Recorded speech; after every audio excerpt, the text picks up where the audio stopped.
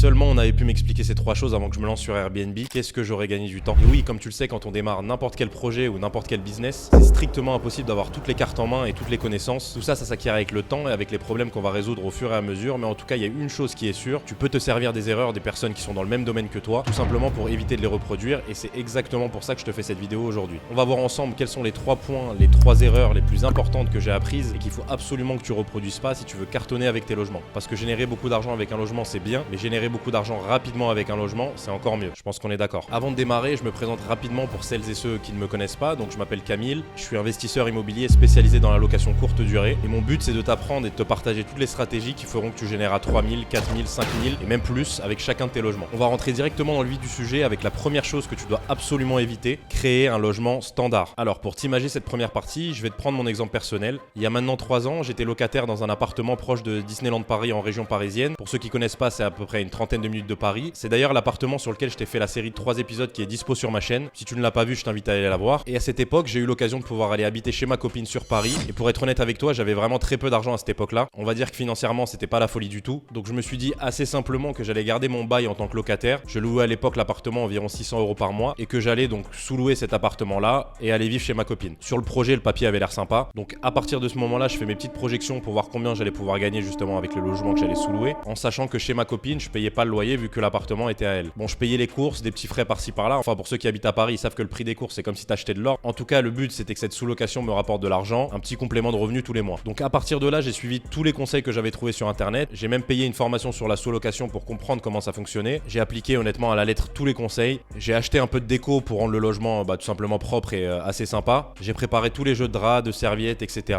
J'ai fait venir un photographe pour prendre des photos et j'ai démarré les locations. À l'époque, j'acceptais uniquement les séjours de 4 nuits minimum, vu que c'est moi qui m'occupais des ménages et que j'avais quasiment 40 km à faire entre chez ma copine et l'appartement. C'est ce qui me semblait le mieux, en tout cas à l'époque. Si on parle chiffres, alors attention, c'est pas au centime près parce qu'il y a des factures, des documents que j'ai pas pu réunir parce que c'était à l'époque. On était à environ 1700 € par mois de revenus locatifs et si je déduisais toutes mes charges, il devait me rester environ 900 € par mois avant les impôts bien sûr. Alors je vais peut-être surprendre une partie des gens qui regardent cette vidéo, mais quand il te reste que 900 € par mois de cash flow avec un logement, que ce soit d'ailleurs avec un appartement que tu sous-loues comme c'était mon cas ou un appartement que tu as acheté, c'est très loin d'être suffisant pour plusieurs raisons. Alors premièrement, comme je t'ai expliqué plus haut, c'est moi qui gérais les ménages sur ce logement et ça je peux te garantir que ça prend du temps. Tu dois le faire le week-end, quand c'est férié, enfin tous les jours et honnêtement il faut savoir le faire. On croit que le ménage c'est comme ça et que n'importe qui peut le faire, mais quand je vois par exemple mes femmes de ménage à l'heure actuelle, franchement c'est des magiciennes et d'ailleurs je te conseillerais toujours de passer par des professionnels. Deuxièmement, avec ce cash flow, comment tu veux déléguer? Tu vas prendre une femme de ménage, ça va te coûter, bon moi dans mon cas c'était des séjours de 4 nuits donc ça faisait pas énormément de passages dans le mois, mais on va dire allez imaginons 300 € de ménage, ça veut dire qu'il me restait 600 €.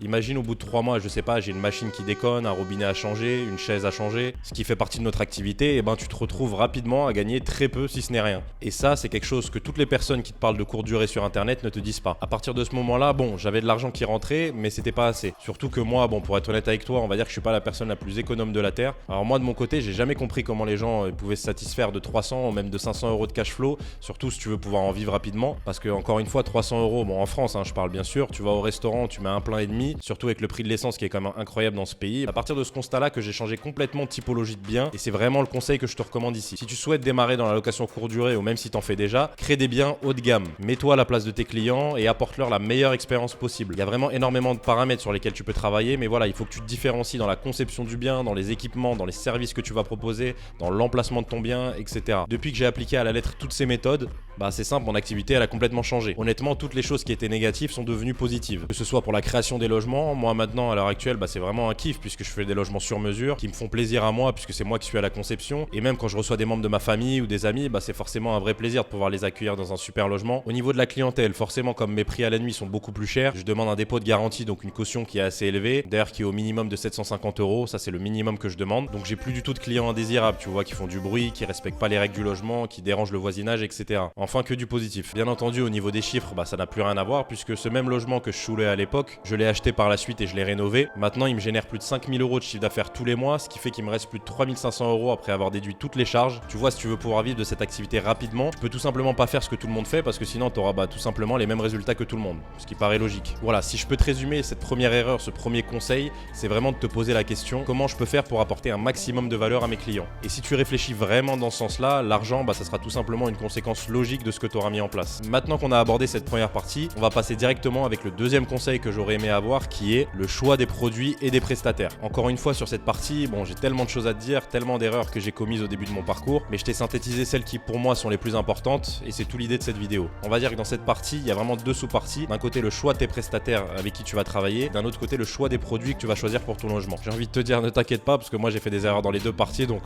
c'est pour ça qu'on va aborder les deux sujets dans cette vidéo. Premièrement, on va parler de tes prestataires, et pareil, pour ça, rien de mieux que de te parler de mon expérience personnelle. Lorsque j'ai décidé de faire un bassin dans ma maison, qui était d'ailleurs mon tout premier projet, tout naturellement, j'ai fait intervenir plusieurs piscinistes pour me faire des devis. Je leur ai fait des plans, je leur ai expliqué un petit peu ce que je voulais avec les dimensions, et là j'ai reçu des devis qui étaient, si je te dis pas de bêtises, c'était à peu près une fourchette entre 25 000 et 40 000 euros, à savoir qu'on parle d'un bassin qui faisait 2,40 m par 3,80 m, donc pas une piscine olympique du tout. Tu te doutes que moi en aucun cas j'avais les moyens de pouvoir mettre ce budget là, 25 000, même 25 000 euros qui était le devis le plus bas, c'était beaucoup trop cher. Donc à partir de là j'essaye de trouver une solution, je parle avec mon maçon et on se met d'accord pour qu'il me fasse toute la structure du bassin en béton pour quelque chose comme à peu près 7 000 euros. Et je fais intervenir d'autres piscinistes uniquement là pour la fourniture et l'installation des machines, donc le filtre, les pompes, les buses, etc. À ce moment là, donc les piscinistes m'envoient des devis et il s'avère que je trouve les mêmes produits sur internet moins chers, donc je dis aux piscinistes, écoute, installe-moi les machines et moi je vais m'occuper de fournir les produits. Et ça, tu vois, ça a été une grosse erreur de ma part, puisque l'entrepreneur, donc le pisciniste, à partir de là, il s'est dit bon, ce chantier il est pas trop rentable, donc on va le faire rapidement. Résultat, 3 mois plus tard, une machine qui a été mal raccordée s'arrête. Moi, il faut que cette machine je la change, c'est pas pris en charge par la garantie, et comme c'est pas l'entrepreneur qui me l'a fourni, c'est pas lui qui prend la responsabilité. Donc tu vois la finalité, j'ai voulu économiser 500 euros, c'était à peu près ça, les produits c'était 500 euros moins cher sur internet, ce qui était la marge qu'il aurait dû prendre sur la fourniture de ces produits, ce qui est tout à fait normal, et je les ai reperdus aussitôt. Le conseil ici que j'ai à te donner, c'est que de comprendre vraiment que les bons entrepreneurs, ils vont pas t'attendre. Ils sont toujours complets, ils doivent gagner leur vie, donc plutôt de tirer les prix vers le bas, ce qui va forcément t'amener des problèmes, et là je te parle vraiment en connaissance de cause. Fais nécessaire pour avoir l'argent qu'il faut en amont pour pouvoir t'entourer de personnes compétentes. L'élément primordial, et je le répète tout le temps aux personnes que j'accompagne, ça va être l'étape de budgétisation de ton projet. Si tu as emprunté le bon montant pour tes travaux, tu vas pouvoir t'entourer de personnes compétentes qui travaillent avec de bons matériaux, et si tu veux que ton business soit vraiment solide dans le temps, c'est une étape à absolument respecter. Pour les produits que tu vas mettre dans ton logement, c'est à peu près la même logique. Même si j'insiste souvent sur ce point-là, je vois encore trop de gens qui font ces erreurs. Si on veut proposer une réelle expérience et faire du haut de gamme, il y a certains produits sur lesquels on peut pas lésiner. Le lit, le matelas, les oreillers, les draps, les serviettes, et je vais même en rajouter un qui va d'ailleurs sûrement t'étonner, le papier toilette. Pas mal celui-là. Ça c'est un petit détail, j'en parlais hier soir, c'est pour ça que je l'ai intégré dans cette vidéo. Le papier toilette, on se dit bon, c'est loin d'être le plus important. Alors bien sûr, c'est pas le plus important, mais crois-moi que c'est un détail qui fait une différence également. Si tu vas dans les grands hôtels, tu verras que tous les éléments que je t'ai cités juste avant sont ultra qualitatifs, et nous ce qu'on veut, c'est proposer au minimum le même standing, forcément pour pouvoir être payé en conséquence. Après bien sûr, on est des investisseurs, donc comme je te dis, on lésine pas sur la qualité de certains produits, mais on va pas payer non plus une parure de drap 400 euros. Je vois également des gens qui veulent faire des biens haut de gamme, qui mettent, je sais pas, des cadres à 1000 euros. Ça a aucun intérêt. Tu vois, par exemple, moi pour mes draps, je passe par un fournisseur qui est au Portugal, donc je paye pas du tout le prix qu'une personne lambda paierait dans un magasin en France. Donc en résumé ici, entoure-toi de personnes compétentes pour créer un logement et un business solide qui durera dans le temps, et sois malin sur la sélection des produits que tu vas choisir pour équiper ton logement. Passons maintenant directement à la troisième erreur qui, encore une fois, fera complètement la différence dans les résultats que tu pourras obtenir avec ton activité, et comme les deux précédentes, c'est vraiment un conseil très important à intégrer. Ce conseil que j'ai à te donner va concerner la gestion des problèmes. On dit souvent qu'un client satisfait parlera de ton produit à 3 personnes et un client insatisfait lui en parlera à 9 personnes. C'est pour ça qu'il est très important d'avoir une gestion des problèmes parfaite, et c'est d'ailleurs ce que les grands hôtels ont parfaitement compris. La prochaine fois que tu vas dans un hôtel, bon là je parle des grands hôtels, tu feras attention, tu verras qu'une fois que tu as franchi la porte, ils feront tout leur possible pour que tu gardes une image positive de ton expérience. Même si un problème intervient durant ton séjour pour X ou Y raison, que tu insultes même la personne de l'accueil, tu verras qu'ils te répondront, en tout cas ils essayeront toujours de te répondre avec calme et bienveillance. C'est vraiment cette philosophie que tu dois intégrer, encore une fois si tu veux avoir les mêmes résultats que les top 1% des loueurs en courte durée. On va être clair, ceux qui sont dans la location courte durée le savent, mais dans notre activité c'est impossible que 100% des séjours se passent parfaitement. Des fois il va y avoir par exemple des petits cheveux qui traînent, une lumière qui fonctionne plus, un problème de pile sur la télécommande. Même si tu mets tout en place pour éviter ces problèmes, ça arrivera forcément qu'un client se plaigne, et pour ceux qui pratiquent déjà la location courte durée, ils savent qu'il y a certains clients, honnêtement on va se le dire clairement, qui sont insupportables. Forcément toi à côté de ça tu as une vie, tu as des problèmes, peut-être un business, il y a des journées où on est tous un peu de mauvaise humeur, et la clé ici c'est qu'à aucun moment tu dois faire paraître ça à tes clients. Que ce soit toi qui gères ton service client ou un prestataire à qui tu vas déléguer cette partie-là comme c'est mon cas, moi quand j'accompagne des personnes, il y en a qui veulent seulement développer une source de revenus complémentaire pour vivre plus confortablement, et ça c'est tout à leur honneur. Mais mon cœur de cible on va dire c'est les personnes qui veulent avoir 3, 5, 10, même 100 logements, créer un vrai business, un vrai groupe de logements, et ça nécessite d'être professionnel sur tous les différents aspects de ce business, et une bonne relation client c'est indispensable. D'ailleurs même moi c'est quelque chose que j'ai mis vraiment du temps à comprendre. Pour te prendre mon cas, moi à l'heure actuelle j'ai donné une règle simple à la personne qui gère mon service client. Je veux que même un client qui appelle pour se plaindre parce qu'il a eu un problème reparte avec une image positive du logement. Bon tu vas me me dire comment est-ce que c'est possible? Prenons un cas concret. On va dire qu'une personne nous appelle un 20h parce que le rétroprojecteur marche plus, même si tous nos appareils électroniques sont testés avant chaque passage. Tout d'abord, première étape, on va prendre le temps de s'excuser sincèrement. On va lui expliquer toutes les actions qu'on met en place pour que normalement ça se produise jamais. Et ensuite, en fonction entre guillemets de son état émotionnel, donc en gros à quel point il est énervé, on va lui proposer une indemnisation. Ça peut être des produits offerts dans le minibar, un départ tardif, ça peut même être un remboursement total plus une réduction pour un prochain séjour. C'est quelque chose qui est aussi possible. La chose que j'ai compris avec le temps, c'est qu'il ne faut surtout pas rentrer dans un débat ou s'énerver avec un client qui est en colère. Même si tu sais que t'as raison sur toute la ligne, pour lui,